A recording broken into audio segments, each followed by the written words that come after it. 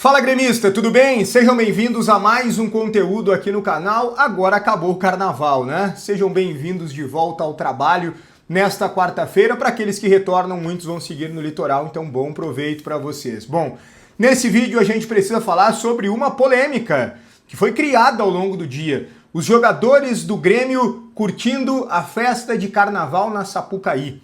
Os colombianos, os meio-campistas, Gustavo Cuéllar e Miguel Monsalve. Muita repercussão em relação ao vídeo nas redes sociais, e a gente vai tratar sobre isso. Vamos falar também sobre um certo pedido de socorro do treinador, que está desencadeando um movimento mais concreto do Grêmio no mercado de transferências em relação a um reforço em específico. O Grêmio buscando contratações, mas se movimentando de uma forma mais forte em relação a uma posição mais especificamente, com um alvo muito bem definido e uma nova tentativa, com alguns detalhes a respeito disso. A gente fala sobre esses temas em nome de Hora do Pastel, Empório da Família e Crepe do Alemão. Antes, eu peço que tu deixe o like no vídeo, se inscreva no canal, também ativa as notificações e, claro, opina muito aqui nos comentários sobre todos os temas. Eu quero começar com vocês falando sobre essa questão aí da festa. Do vídeo, acho que era a saída ali da festa já, né? Cuéllar com a namorada, tava ali o Monsalve atrás, com 2 copos na mão, não sei o que ele tava bebendo, né? Se era realmente uma bebida alcoólica, se era refri, se era suco, se era energético, se era água, sei lá. E quero dizer para vocês que eu não estou interessado em saber. Os 2 jogadores estavam curtindo a folga. O Grêmio, inclusive, deu uma folga prolongada ao grupo de atletas por conta da semana livre. O Grêmio só volta a jogar no próximo domingo contra o Juventude. É óbvio que nós sabemos da importância desse jogo, da importância de o Grêmio avançar de fase, vencer o Juventude numa partida que sim, será complicada. O Grêmio precisa melhorar. Mais do que vencer o Juventude, o Grêmio precisa se superar. O Grêmio não está apresentando um bom futebol, mas isso nada tem a ver com a folga. Ou talvez tenha. A folga, na verdade, muitas vezes ela é benéfica. Os jogadores saem um pouco do ambiente, aproveitam com a família, vão viver outras coisas e voltam muito mais focados. Eu não consigo ver problema, eu não consigo ver polêmica e eu não vou criar nenhum tipo, mesmo que seja micro, de crise em relação a essa folga e a maneira como ela foi curtida por Cuéllar e por Monsalve. Se você está na sua folga, você tem direito de fazer aquilo que você quiser. Isso serve para todas as pessoas, isso serve para todos os jogadores do Grêmio, inclusive para esses 2 atletas. Ah, mas o Cuéllar não consegue jogar. O Cuéllar ganha mais de 1 milhão e não se coloca à disposição. É verdade. Nós temos que criticar ele por isso. Porque ele ganha muito e ele não entrega. Não pelo que ele faz ou deixa de fazer na folga. Vocês acham que ia mudar alguma coisa se o Cuéllar estivesse no CT treinando, por exemplo, ao invés de estar lá na Sapucaí, um dia que ele não curtiu a folga dele, ia mudar? Não. O Cuéllar já tentou, já se dedicou, já não tentou, já não se dedicou. Muitas coisas já aconteceram em meio a esse caminho e o que me parece é que ele não consegue mais. Que ele não tem nível mais para ganhar o que ele ganha e para realmente ajudar o Grêmio dentro daquilo que o Grêmio precisa. Já é um jogador mais velho, que já vinha em baixa na carreira. Ele já não servia mais, por exemplo, para o Al-Hilal, por isso que foi para o Al-Shabaab, não serviu mais para o Al-Shabaab e por isso que veio para o Grêmio de graça, lembra? O salário é alto, mas o Grêmio não teve que desembolsar para tirar ele lá do clube árabe. Eu acho que o Grêmio fez uma contratação realmente apostando que teria um jogador pelo menos parecido com o que viu no Brasil nos tempos do Flamengo e se ferrou. Mas nada tem a ver com a folga. Então, na boa, respeito opiniões contrárias, mas eu não vou fazer nenhum tipo de crítica. Na folga, eles fazem o que querem. Aliás, sobre o Monsalve, o que dizem é que o jogador super se dedica nos bastidores. Que o jogador é um exemplo de profissionalismo. Que não existe nenhum relato de indisciplina em relação a ele. Nessa terça-feira, por exemplo, ele deveria se reapresentar antecipadamente. Era o planejamento para os jogadores lesionados. Sabe o que ele fez? Se apresentou. Ele estava ali. Ele cumpriu o combinado. Então não tenho o que criticar. Pelo menos essa é a minha opinião. Vamos lá. Quando o técnico Luiz Castro coloca o Pavon na lateral direita, a gente pode sim criticar. E eu mesmo já critiquei. Mas a gente pode também olhar por um outro lado. talvez um certo pedido de socorro do treinador. Preciso urgentemente de um novo lateral direito.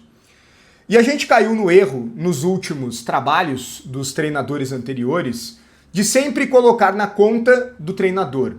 Eu acho que quando a gente só coloca na conta do treinador, a gente está sendo simplista, injustos e equivocados. É claro que a gente também não pode simplesmente tirar toda a responsabilidade do treinador. Não. Um clube de futebol, quando vai bem, é porque muitos setores vão bem. Claro que existem os melhores, os protagonistas.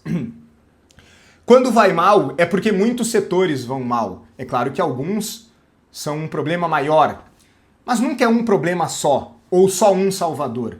Cada um tem a sua parcela, seja positiva ou negativa. E o Luiz Castro tem a sua parcela no que está ocorrendo com o Grêmio nesse início de temporada. Ele está deixando sim a desejar. O trabalho dele não é bom. Nós já citamos aqui vários pontos que precisam evoluir.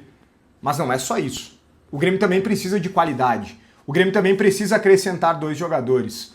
Há uma expectativa em relação, por exemplo, aos 2 volantes que chegaram, que eles possam render, que eles possam melhorar o sistema de marcação, essa questão da intensidade também no meio-campo do Grêmio, né? Uma chegada à frente, etc. Que eles possam ser o equilíbrio do time, principalmente o Nardoni. Tomara. Não tenho tanta expectativa assim, confesso. Acho que é um bom jogador, acho que vai nos ajudar. Mas não coloco toda essa carga, toda essa pressão nele, porque eu acho que ele não é todo esse jogador. Bom jogador acho que é, mas não a ponto de ser o salvador da pátria. Agora, o Grêmio precisa de mais. E uma das posições que o Grêmio precisa é justamente para a lateral direita. O João Pedro é insuficiente, isso está muito claro. O Marcos Rocha, pela idade, também é insuficiente, e para mim isso também está muito claro. E é óbvio que o Pavon improvisado não é a solução.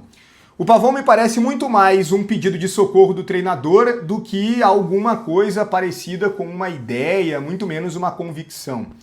A diretoria vai ter que contratar um lateral direito. Ela busca jogadores no mercado para diferentes posições, mas ela está priorizando sim a lateral direita.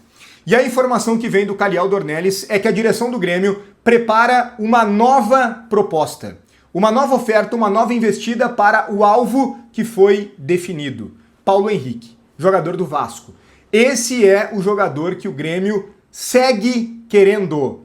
O Grêmio está preparando uma nova proposta ao Vasco da Gama para ter esse jogador que recentemente foi convocado pela seleção brasileira, que inclusive fez gol com a camisa da seleção brasileira, que foi considerado já por muitos em um determinado período o melhor lateral direito do Brasil. Sim, ele estava jogando muito bem no Vasco, porém, no retrospecto mais recente, as atuações não são boas, ele perdeu espaço e ele não tem gozado de tanto prestígio como o técnico Fernando Diniz, inclusive tem sido mais reserva do que titular lá no clube carioca. E é justamente esta brecha que a direção do Grêmio quer aproveitar para contratar o atleta, que está obviamente insatisfeito com a reserva. O Grêmio fez uma primeira proposta, não sabemos exatamente os valores, mas oferecendo o Aravena na troca, e ela foi recusada pelo Vasco. O Grêmio está acenando com a possibilidade de fazer mais uma proposta, prepara isso e deve apresentar nos próximos dias ao Vasco, mais uma vez com troca.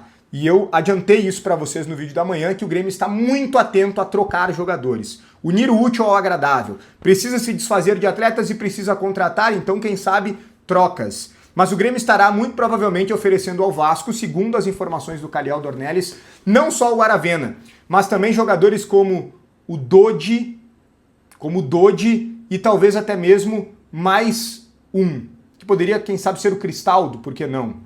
Chegou a acenar na primeira investida até mesmo com o nome do Edenilson, que ainda obviamente estava no clube. O Vasco queria muito dinheiro, mas o Grêmio está tentando convencer o Vasco a baixar significativamente a sua pedida. Uma nova proposta será feita, uma negociação está começando a se desenrolar de uma forma bem mais efetiva e o Grêmio tem o alvo muito bem definido e vai colocar esforços para contratar o Paulo Henrique. O Grêmio não vai medir esforços. Não, o Grêmio vai medir esforços. O Grêmio está medindo e muito os seus esforços pelas suas dificuldades, as suas limitações financeiras. Então o Grêmio não vai cometer loucuras, mas o Grêmio vai insistir no Paulo Henrique. Essa é a informação. Bom lateral direito. Não é craque, não é acima da média, mas pelo nível dos laterais aí do futebol brasileiro, eu acho que seria um reforço bem interessante para o Grêmio. Esse conteúdo tem a força de Empório da Família, trabalha com linha completa de pizzas da Nono Ludovico, excelência em pizzas, trabalha também com linha de congelados da renomada marca Vó Eneri, lasanhas, canelones, frangos, panquecas, filés, molhos, rondeles, pastel de forno, linha completa de congelados. Qualidade, para quem gosta de sabor, para quem gosta de comer bem, Empório da Família fica em Porto Alegre, o endereço está na tela, o telefone também, Empório da Família. Deixa o like, te inscreve no canal, ativa as notificações, opina muito aqui nos comentários, um grande abraço e até o próximo conteúdo.